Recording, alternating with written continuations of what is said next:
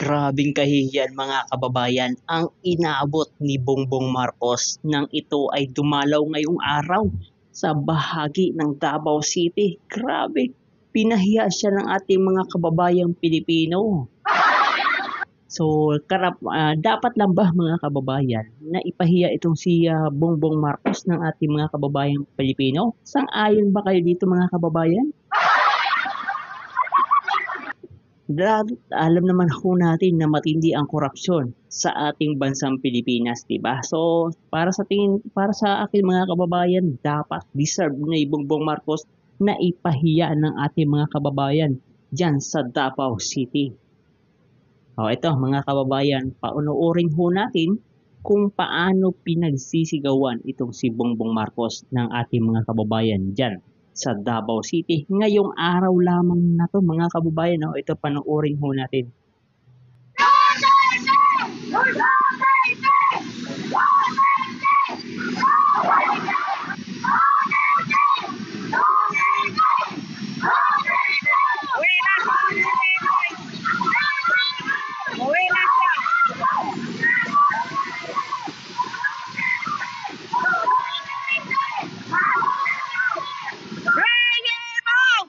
So ayun nga mga kababayan, ang sigaw ng ating mga kababayang na Davaoenyo, Duterte, Duterte, bring him home, bring him home. Grabe, nakakabingi yung ingay. Bukod doon sa ingay mga kababayan, itong helicopter, ay nakakabinging ingay ang mga sigawan ng ating mga kababayang Davaoenyo dito kay Bongbong Marcos, ang tao na umupo sa Malacanang. Hindi siya presidente mga kababayan ang presidente ng Pilipinas ay si Rodrigo Roa Duterte. So eto, pakinggan pa ho natin ang sigaw ng ating mga kababayang Pilipino. Grabe.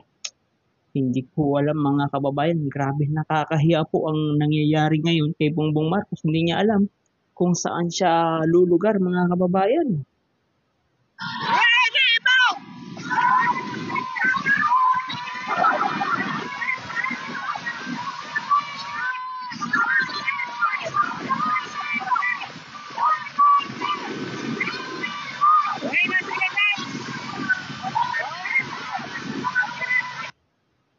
Duterte, bring him home. Lumayas ka na BBM. Parang yan yung naririnig ko mga kababayan dito sa mga sinisigaw ng ating mga kababayan Pilipino. So, dapat lang ba ito, no? Ayun, ano sa tingin niyo mga kababayan, dapat lang ba ito kay Bongbong Marcos na pagsisigaw-sigawan ng ating mga kababayang Pilipino? So, sa tingin niyo, comment nga kayo dyan sa ibaba, no? So, deserve niya ba ito na Duterte, bring him home? So, ito.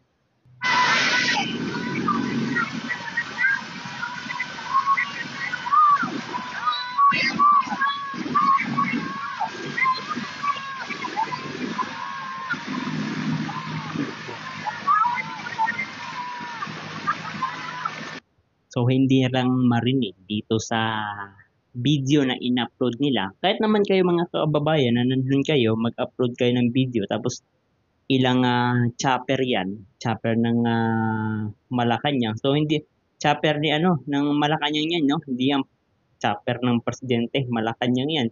Na ginamit lang ni Bongbong Marcos mga kababayan. So, hindi nyo maririnig kasi grabe yung ingay. Duterte, bring him home. Ikulong na yan. Mastermind ng kurakot. Ito, panoorin pa natin karagdagan mga kababayan.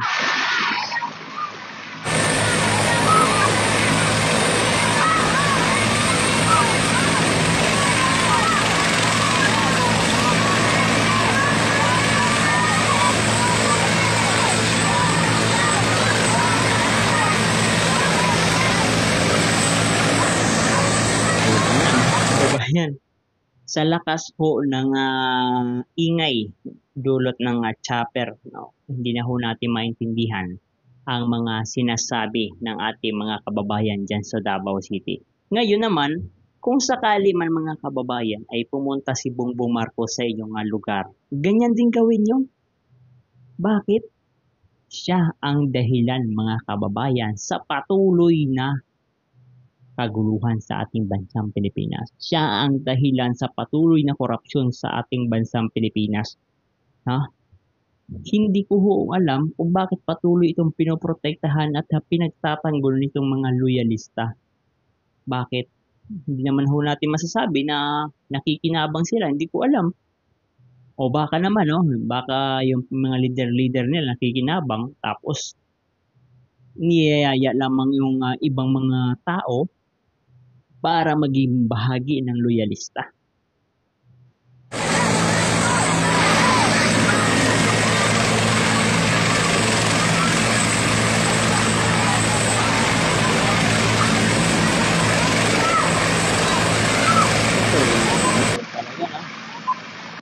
Wala na ho talaga tayong maintindihan mga kababayan. Hindi ko ho alam kung ano nang sinasabi ng ating mga kababayan Pilipino. Pero nung sa start pa lamang ho, nung start engine pa lamang itong chopper, ay talagang rinig na rinig ho natin mga kababayan ang napakatinding pang boo dito kay Bongbong Marcos. Yung parang ganyan mga kababayan. Kasi nga, kabayan, ay hindi na ho natin malaman kung ano na ang ginagawa ng pamahalan ngayon para mas resolbahan ang issue, lalong-lalo ng mga kababayan dito sa flood control project. So, ito may isa pang video na in-upload ng isa pa nating kababayan dyan sa bahagi ng Davao City. Grabe ang lakas ng loob po ng Marcos administration o ni Bongbong Marcos mga kababayan at dumalaw pa talaga siya sa Davao City. Okay lang naman yun para makita ng ating mga kababayan dyan sa Davao City, si Bongbong Marcos, kung ano nga ba talaga ang itsura ni Bongbong Marcos sa personal. Diba?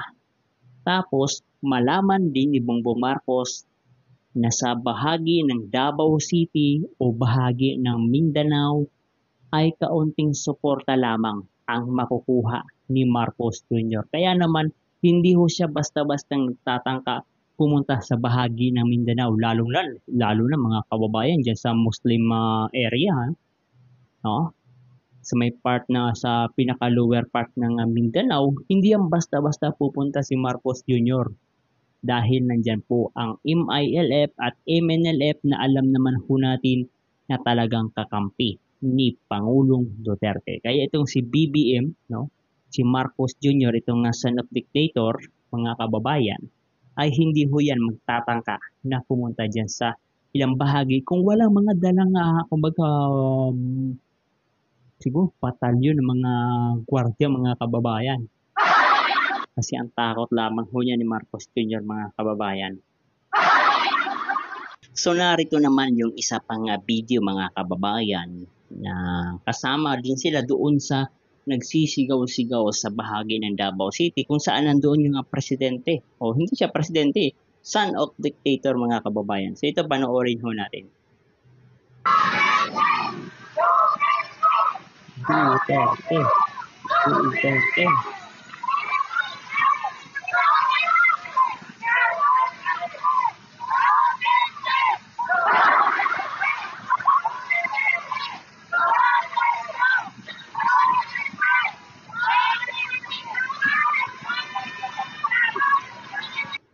So mga kababayan, kung napapansin nyo dito sa ating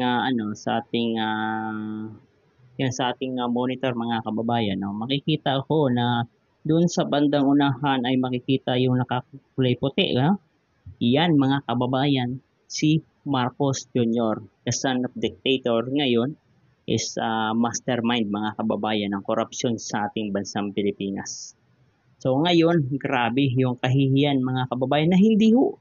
Kung titingnan nyo nga mga kababayan dito sa video, parang hindi na ho siya makakaway, makaganyan, hindi na ho siya makaganyan ng mga kababayan kasi nga talagang kahihiyan po ang inabot ni Marcos Jr. nang dumalaw po ito sa bahagi ng Davao City. So, kung ako kay Marcos Jr., talagang siguro iiyak na lamang ho ako sa mga nangyayari dahil nga kinamumuhian na itong si Marcos Jr. ng ating mga kababayan. Kinamumuhian siya. So, ito, panoorin pa ho natin. Medyo maingay lamang mga kababayan, pero ramdam na ramdam ng ating mga viewers na kayo naramdaman nyo na talagang si Bongbong Marcos ay nauubusan na ng mga taga-suporta. Ngayon, tingnan nyo, grabe yung ginawa ho talaga. Ito, panoorin pa ho natin Grabe, ang saya nito.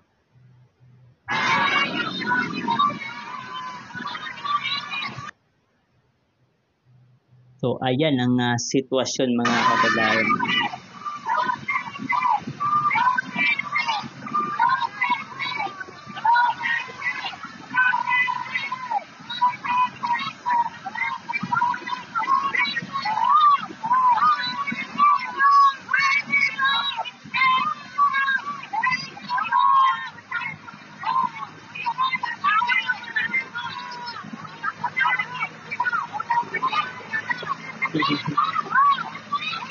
So mga kababayan, paalis na nga ang son of a dictator, mga kababayan, na wala man lang paalam, wala man lang kaway dito sa kanyang mga basher.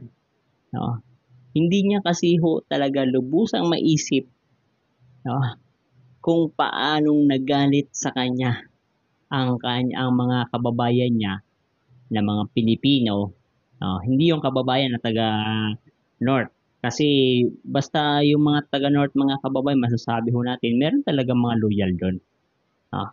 Pero masasabi ho natin, abot na lamang ng kalahati, baka wala na sa kalahati mga kababayan dahil sa issue ng korupsyon.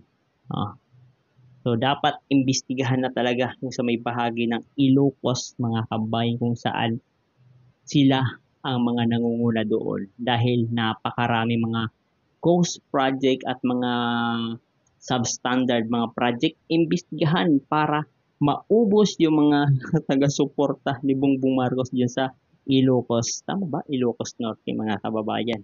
Grabe. Wala na ho talagang tiwala ang ating mga kababayan Pilipino. So, ikaw, pag ano ang gagawin mo kapag nakita mo si Bongbong Marcos? Kunwari mga kababayan, makita mo ito si Bongbong Marcos dyan sa daanan. Ano ang sasabihin mo? Ano ang gagawin mo? Sisigawan mo rin ba si Bongbong Marcos tulad ng ginawa nitong mga taga Davao City?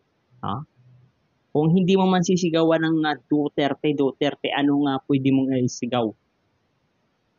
BBM resign. BBM resign, ikulong. BBM resign, ikulong. So, yan po mga kababayan, pag sinabi ho BBM resign, inciting to sedition daw po yan ayon sa ilang mga opisyal. Pero bakit hindi ho nila makasuhan itong mga makakaliwang grupo?